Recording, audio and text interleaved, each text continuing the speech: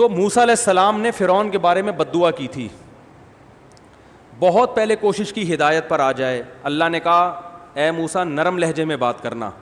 تو پہلی دعوت تو یہی ہے نرمی سے, قولا لہ قولا لینا, نرم بات کرنا. حالانکہ ہزاروں بچوں کا قاتل ہے, لیکن اللہ چاہتے ہیں کہ توبہ کی توفیق مل جائے. اے موسیٰ نرم لہجے میں بات کرنا, شاید سدھر جائے. موسیٰ کلیم اللہ نرم لہجے میں بات کر رہے ہیں, ہر طرح سے فرعون کو سمجھا رہے ہیں میں تیرا خیر خواہ ہوں. فرعون نہیں مان رہا, کہہ رہے معجزے دکھاؤ. معجزے دکھا دیے. فرعون نے کہا جادو ہے, جادوگروں سے مقابلہ کرواؤں گا. مقابلہ کروا دیا. جادوگروں نے خود گواہی دے دی بھائی یہ معجزہ ہے, جادو نہیں ہے. جادوگروں کے ہاتھ پاؤں کاٹ کے لٹکا دیے. پھر بھی اللہ نے مہلت دی, توبہ کر لے اب. پھر اللہ نے مینڈکوں کا عذاب بھیجا, ٹڈیوں کا عذاب بھیجا, جوؤں کا عذاب, ہر طرح کے عذاب بھیجے. جب موسیٰ علیہ السلام دعا کرتے عذاب ٹل جاتا, دعا نہیں کرتے تو عذاب نہیں ٹلتا. صاف دکھا دیا وجاہدوا بہا واستیقنتھا انفسہم. اللہ فرماتے ہیں فرعون اور اس کے درباریوں کو یقین ہو گیا کہ یہ اللہ کا پیغمبر ہے, یہ جھوٹا نہیں ہے. پھر بھی انکار کرتے رہے.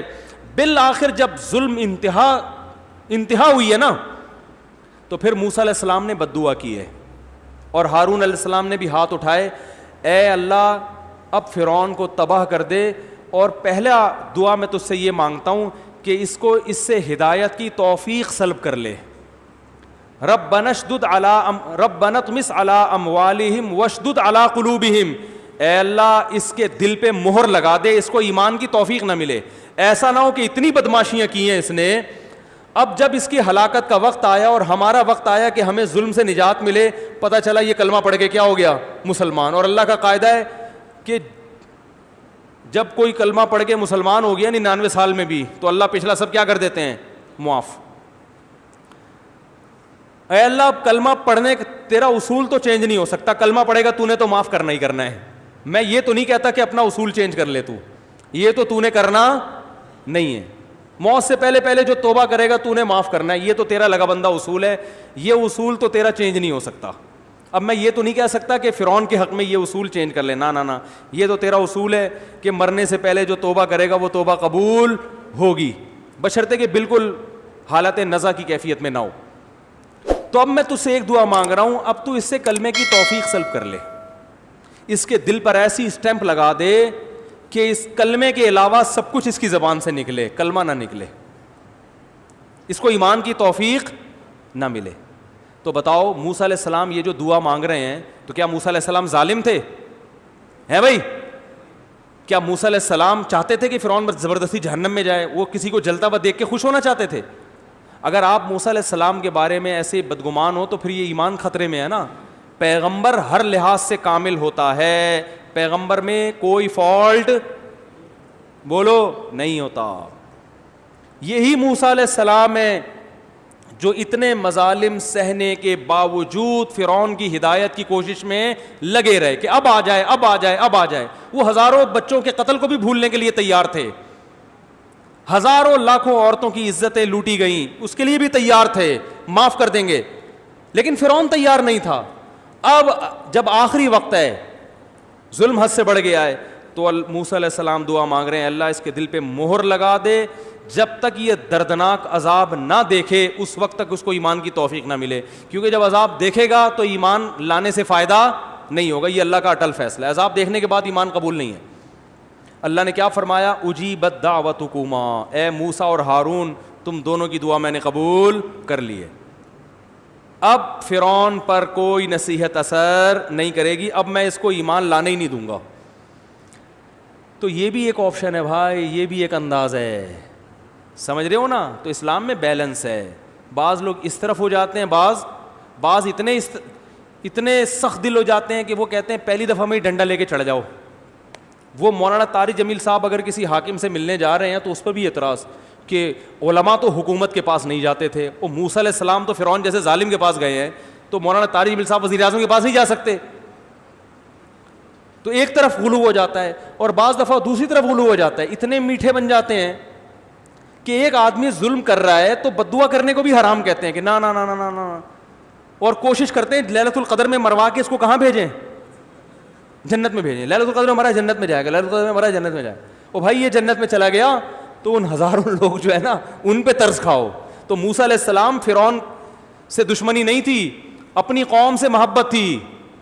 فرعون سے دشمنی میں نہیں بد دعا کر رہے تھے فرعون کے خلاف, اپنی قوم سے محبت میں غیرت کی وجہ سے دعا کر رہے تھے کہ اللہ یہ جنت میں چلا گیا تو میری قوم کے جو جذبات ہیں نا, جو ہزاروں صدیوں سے یہ ظلم کر رہا ہے, ہمارے جذبات کو ٹھیس پہنچے گی, ہم بھی تو تیرے بندے ہیں, کچھ ہمارا بھی خیال کر لے, ہم چاہتے ہیں کہ لٹکے کم بختی ہے.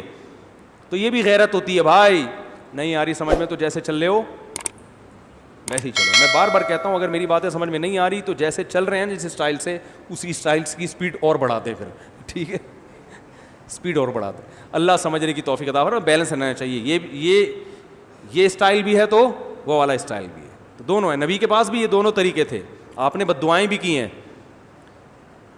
فتح مکہ کے دن آپ نے اعلان کیا سب کو معاف کر دو. ابن خطل ایک بڑا ظالم تھا, وہ بیت اللہ کا غلاف پکڑ کے پناہ مانگ رہا تھا. آپ نے فرمایا ابن خطل کو جہاں پاؤ قتل کر دو.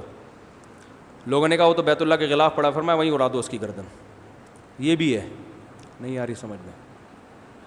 نبی صلی اللہ علیہ وسلم نے کافر کو پکڑا, دشمن تھا, جنگ میں آیا ہوا تھا, جنگ میں گرفتار ہوا, حکم دیا اس کو قتل کر دو. اس نے کہا میری 6 بیٹیاں مجھ پہ ترس کھائیں, میری 6 بیٹیاں, ان کا کوئی پرسان حال نہیں ہے. آپ نے ترس کھایا, چھوڑ دیا.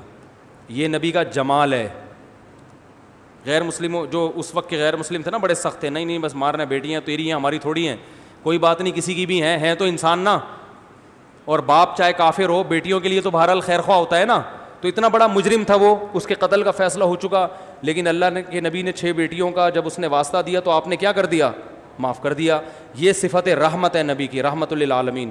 دوبارہ کمبخت سازشیں کرتا ہوا پکڑا گیا ہے بھائی, اس کو یہ نبی کی رحمت ہضم نہیں ہوئی, دوبارہ پکڑا گیا.